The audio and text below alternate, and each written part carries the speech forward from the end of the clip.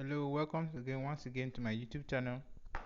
In this video, I'll be sharing with you how you can activate your Opay card using your phone.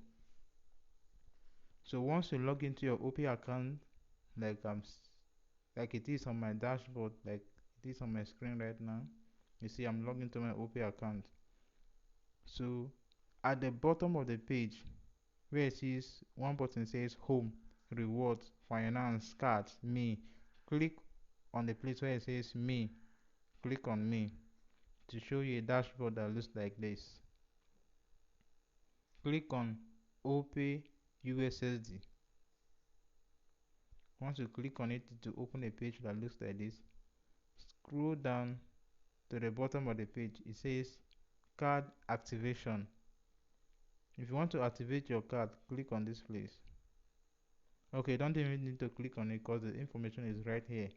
You will dial star 955 star 03121 hash and send, and you must use the number you use in registering your Opay account, so that when you send it, they will now show you an on-screen process how to activate your card, how to change your card pin, and all of that. So thank you once again for watching.